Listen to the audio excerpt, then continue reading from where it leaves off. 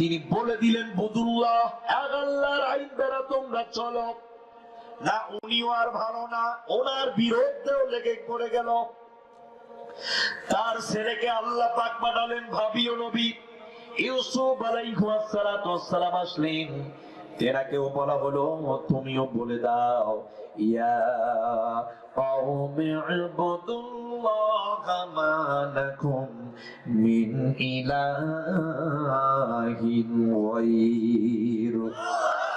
তিনি যখন বলে দিলেন, হে আমার সমাজের মানুষেরা, দেশের মানুষেরা, জনপদের মানুষেরা, দাওয়াত নাও, এই আইনগুলো মেনে নাও, তখন ওনার বিরুদ্ধেও ষড়যন্ত্র হয়েছে।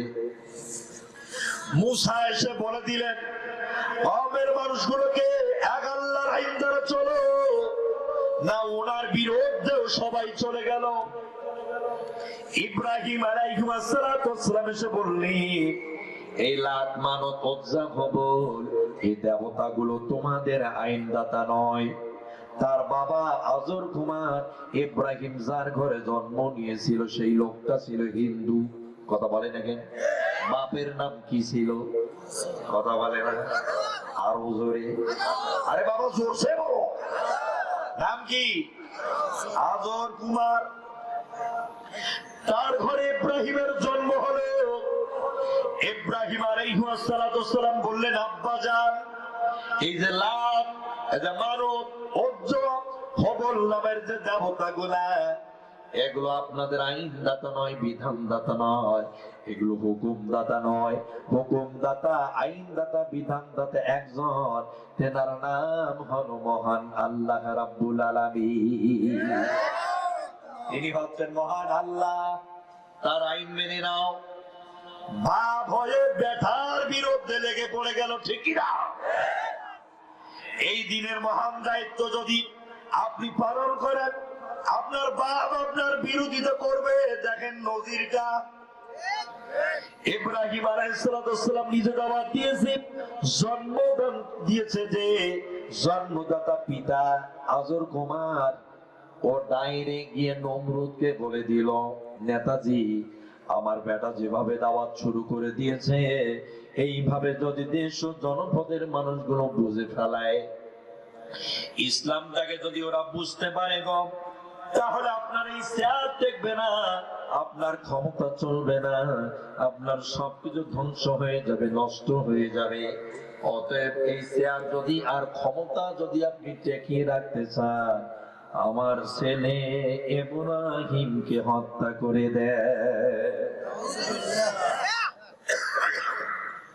এই ক্ষমতার শেয়ারের যে লোভ রে ভাই, এই শেয়ারের যে মজা, কেউ যদি নেতার স্যান্ডেল উবা হয়ে থাকে, মানে সেলা, সে চায় সারা জীবন আমি দালালিগিরি করে খাই। এখন আমার সে জীবনে কোনোদিনও তার পথটাকে হারাতে চায় না।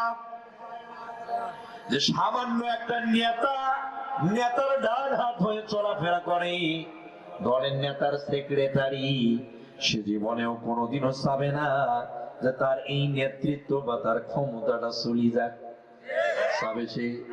আজকে আপনি বাংলাদেশের টার্গেট করে দেখেন, এই রাজনীতি আর এই শেয়ারটা, এই ক্ষমতাকে টেকিয়ে রাখার জন্য কতগুলো ভালো ভালো মানুষ মুসলমান থেকে নাম কাটা গিয়ে মুশরিকের দপ্তরে লেখা হচ্ছে না। দলকে টেকিয়ে রাখার জন্য ইসলাম থেকে খারিজ হয়ে যাচ্ছে। জানে না, পড়ে না, শোনে না, ডাইরেক্ট বলে দেয় কোরআনে রাজনীতি নাই। কথা বুঝতে পারে না, আমার বোঝে না, পড়ে না, শোনে না, জানে না, বুঝতেও চায় না, ডাইরেক্ট কোরআনের আয়াতকে কেন্দ্র করে বলে দেয় এটা কোরআনে নাই। চিন্তা করেছেন আপনি? এ বাংলাদেশের কয়েকজন এমপির কথা আমি বলতে পারবো। আগে সংসদে দাঁড়ায় কথা বলার সময় আয়াতের ছোটখাটো আয়াতগুলো তেলাওয়াত দিয়া তারপরে বক্তব্য শুরু করত।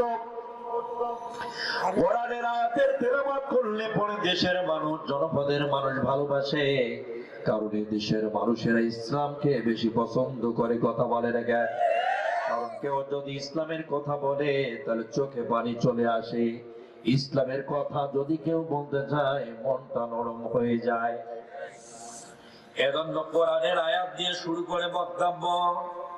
আগে তো মনে করছিলাম ইনি বুঝায় আল্লাহর ফেরেশতা, এখন তো দেখি নমরুদের রূপ। ডাইরেক্ট বলে যে হুজুররা ধর্ম ব্যবসায়ী, মদের দোকানদাররা যেমন মদ খায় না, হুজুররাও তেমন ধার্মিক না, মানে সবচেয়ে বড় ধার্মিক। কথাটা কি বুঝাতে পারছি? আমার কথা কিন্তু ডাইরেক্ট কলিজায় গিয়ে অ্যাটাক করে। সম্মানিত ভাইয়েরা, বিষয় বস্তু আপনাদেরকে বুঝতে হবে। নবী রাসূলরা যখন দাওয়াত দিয়েছে, মুশরিক ও মুনাফিক কাফেরদের কলিজায় গিয়ে তখন অ্যাটাক করেছে। কথা বলে রেখেন, সঙ্গে সঙ্গে নবী রাসূলদের বিরুদ্ধে ওরা ষড়যন্ত্র করেছে। যেমন আদৌ কোরআন হাদিসের তথ্য বিশ্লেষণ করে বোঝাবে মুনাফিক কাফের বেঈমানদের কলিজা ফাটবে, ঠিক তেমন। আমার প্রিয় ভাইয়েরা, আল্লাহর নবী চলে আসলেন দুনিয়ায়। তিনিও এসে বললেন আইন চলবে আল্লাহর, বিধান চলবে আল্লাহর, হুকুম চলবে আল্লাহর, আর নেতৃত্ব চলবে তার পাঠানো পয়গম্বর আমি মুহাম্মাদের। আবার প্রিয় ভাইয়েরা, আইন চলবে কার? আর এই দুনিয়ায় নেতৃত্ব দেওয়ার অধিকার রাখে কি? আল্লাহর নবী। এই নবী হচ্ছেন পৃথিবীর সব জগতের নেতা, সকল নবীদের নেতা, রাসূলদেরও নেতা, পয়গম্বরদের নেতা, মানুষেরও নেতা। আল্লাহু আকবার। মহান আল্লাহ পাক নবী সম্পর্কে জানিয়ে দিলেন, ইয়াসিন।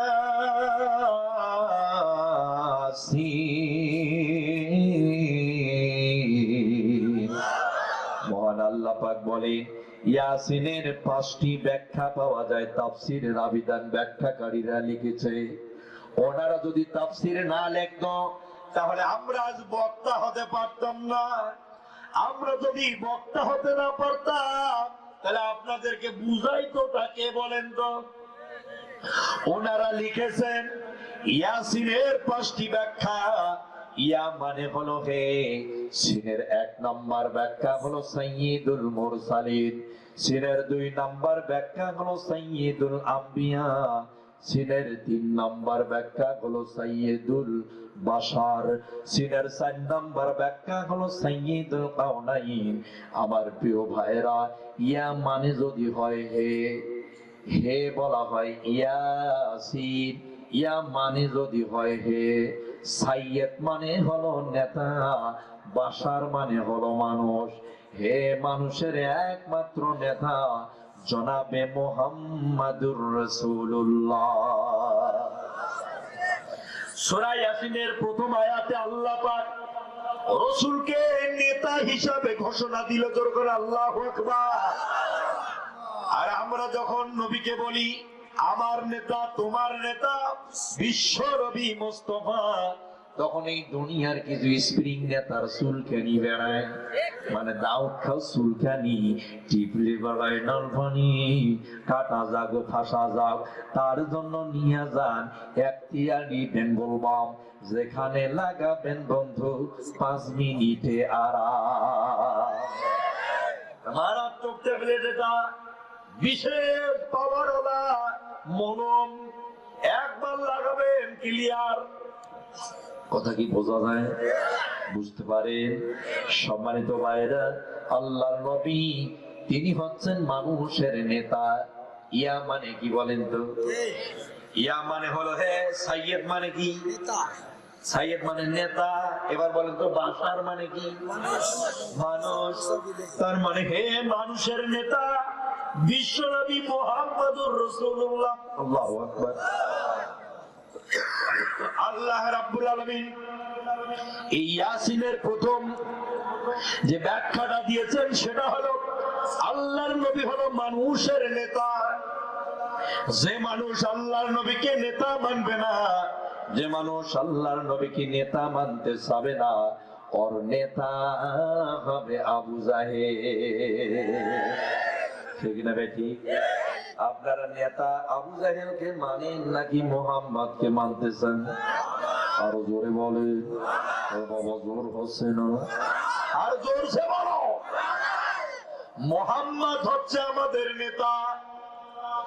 2 নাম্বার এবার চলেন তো সাইয়্যিদুল আম্বিয়া। আম্বিয়া মানে কি? নবীর বহু বছর, নবীগণ। আল্লাহ রাব্বুল আলামিন বলেন সাইয়্যিদুল আম্বিয়া, হ্যাঁ নবীদের নেতা একমাত্র বিশ্ব নবী জনাবি মুহাম্মাদুর রাসূলুল্লাহ।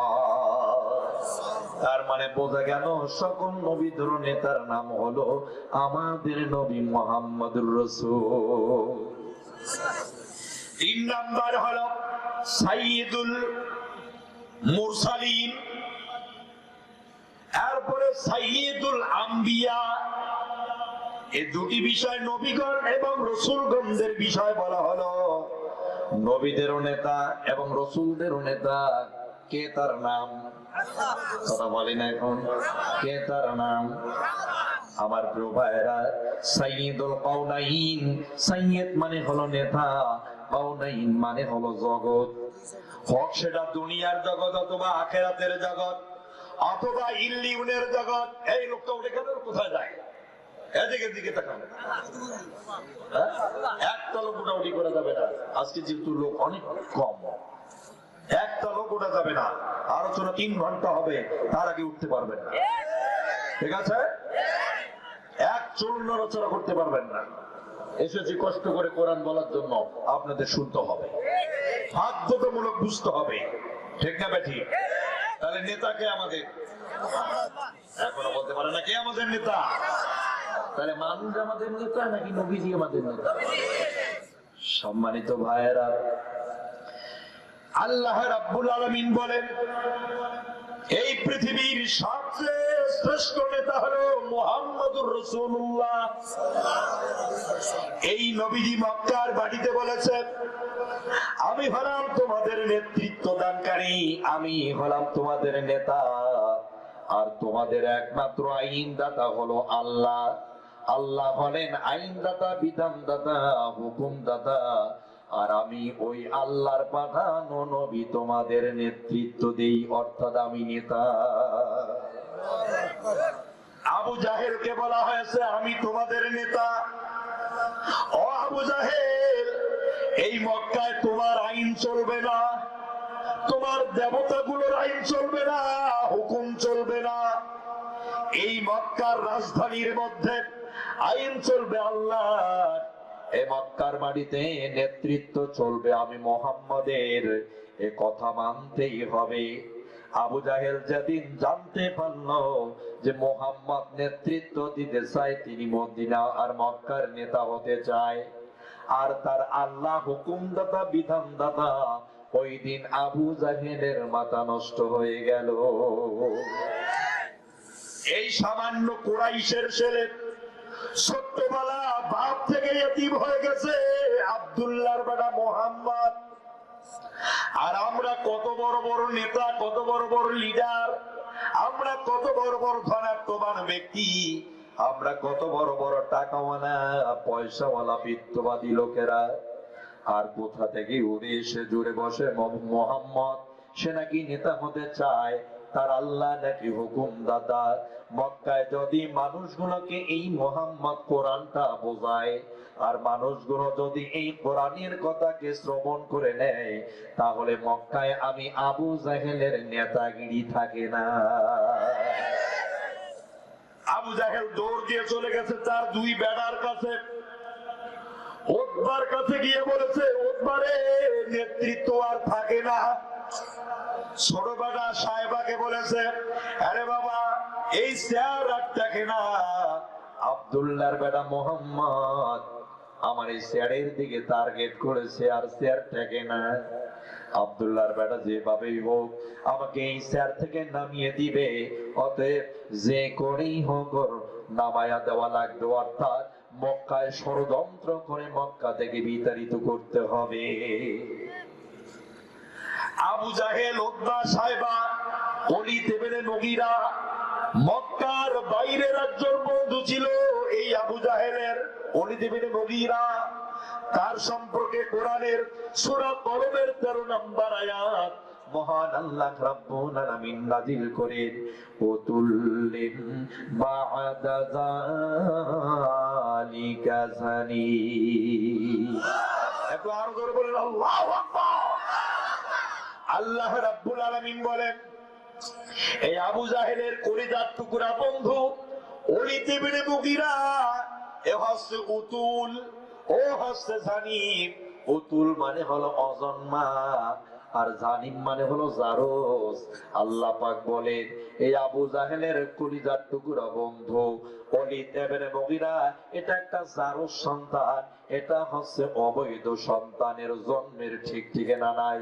আসলে এই দুনিয়ায় যার জন্মের রক্তের ভিতরে ভেজাল আছে, যারা জারজ হয় ওদের দ্বারাই ইসলামের ক্ষতি হয়। কথা বলে না কেন? ইসলামের ক্ষতি কার দ্বারা হয়? যারা জারজ সন্তান, যাদের রক্তের ভিতরে ভেজাল আছে। বিশ্বাস যদি না হয় রক্তগুলোকে এমবিবিএস ডাক্তার দিয়ে পরীক্ষা করে দেখেন, 100% ভেজাল আছে।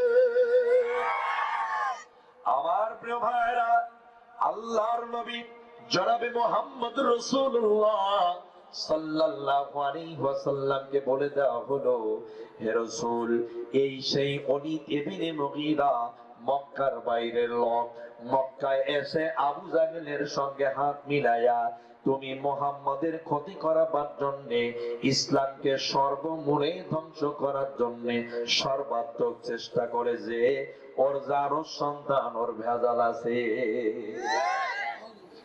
আমার প্রিয় ভাইরা, সবাই এবার সজাগ হয়ে গেল। আব্দুল্লাহর বেটাকে মক্কায় থাকতে দেওয়া হবে না। অপরাধ কি? কথা বলতে পারে না। অপরাধটা কি?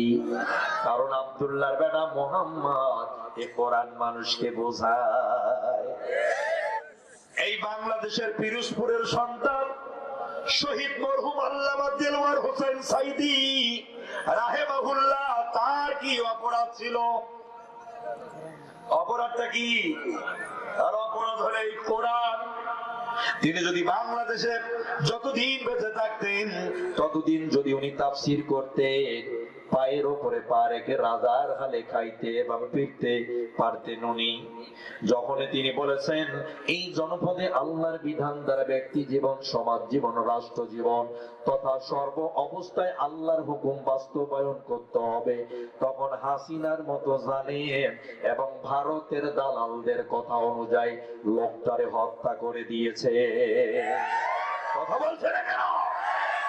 আমার প্রিয় ভাইরা, এগুলো আমরা বুঝি, কারণ আমরা বাঙালি। আমরা ধানের ভিতর থেকে চাল বের করি, তারপরে সিদ্ধ করি, তারপরে কোনো না কোনো এক তরকারি দিয়ে সেটা আবার খাই।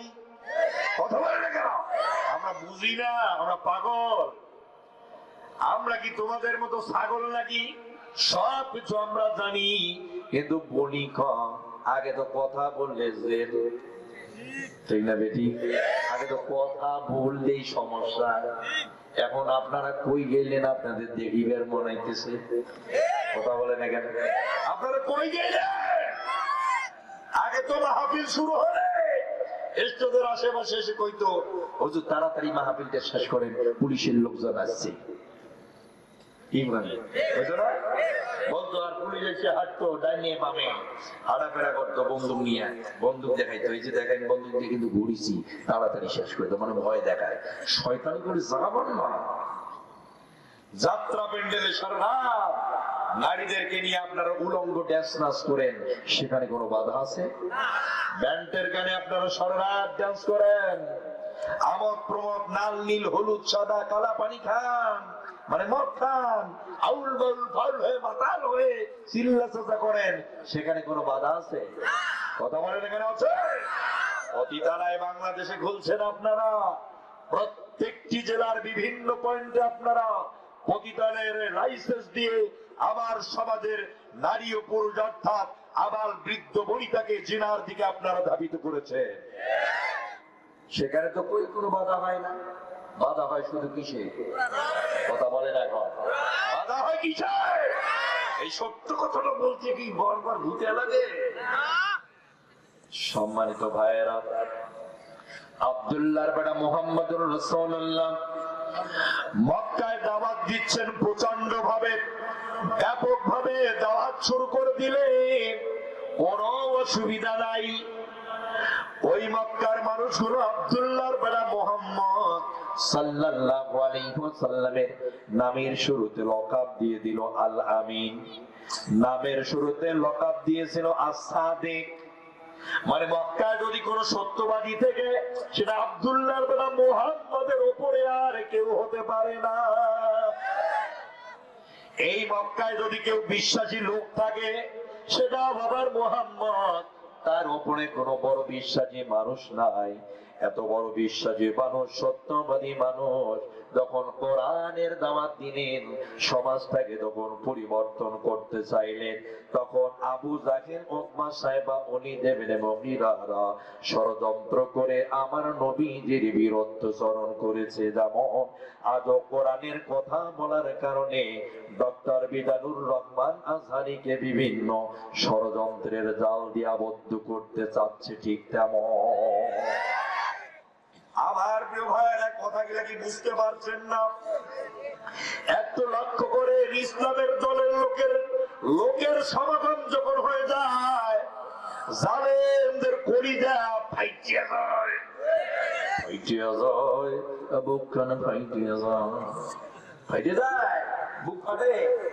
ইসলামের যখন সংখ্যা বেশি বেড়ে যায়, তখন কাফের মুশরিক বেঈমানগুলোর কষ্ট লাগে। আপনারা কষ্ট পান না খুশি হন? কথা বলে না কেন? খুশি হন কারা কারা দেখি তো? লিল্লাহি তাকবীর, নারে তাকবীর, লিল্লাহি তাকবীর। আল কোরআনের আলো নেতাদের ঘরে ঘরে জ্বালাইবেন আর কতদিন? দরজে পোড়া যা ছাই হয়ে গেছে, দেখেন না? এখন নেতাদের মাথায় জ্বালো, ঠিক না বেটি? নেতাদের একটু পরিবর্তন হোক। আমাদের দেশে সাধারণ মানুষ বুঝে, এখন শুধু নেতাগুলোই ভুল করে, ঠিক না বেটি? দেখা যাচ্ছে না? সম্মানিত ভাইয়েরা, তাহলে আব্দুল্লাহর বেটা মুহাম্মদ মক্কায় দাওয়াত দিচ্ছে, বিরোধিতা করতেছে কারা? কথা বলে না? নেতা ছিল যারা। আর এখন বর্তমান বাংলাদেশে আমরা যখন আলোচনা করি, আমাদের বিরোধিতা করে কারা? এই নেতা। কথা বলে নাকি? কারা করে? আপনি আমি কলিমুদ্দি বিরোধিতা করি। আপনি কি কোরআনের বিরুদ্ধে যেতে পারবেন? বুকে হাত দিয়ে বলেন তো পারবেন? আর পারা কি সম্ভব? আল্লাহর বিরুদ্ধে কি যাওয়া ঠিক হবে? রসুলের বিরুদ্ধে যাওয়াটা কি আপনার জন্য ঠিক হবে? পারবেন আপনি? তাহলে যায় কারা বলেন তো শুনি? কথা বলে না গাও? ওরা নেতা নামের কলঙ্ক, ওরা এই মাল খানের জন্য এত কিছু করে, ঠিক না বেশি? কিসের জন্য করে? বড় নেতা, ছোট নেতা, হাফ নেতা, পাতি নেতা, বড় নেতা, ছোট নেতা, হাফ নেতা, পাতি নেতা, সকলের মুখে শুনি পীড়িতের জয় গান। সেই যায় লঙ্কায়, সেই হয় হনুমান, কারে কি যে বলি ভাই, সকলে সমান। পাতা ফোটা ঘষা ঘষি, দাপা সারা মরিচের, নেতাদের ঘুতে ঘুতি, কাম সারা আমাদের। বড় নেতা, ছোট নেতা, হাফ নেতা, পাতি নেতা,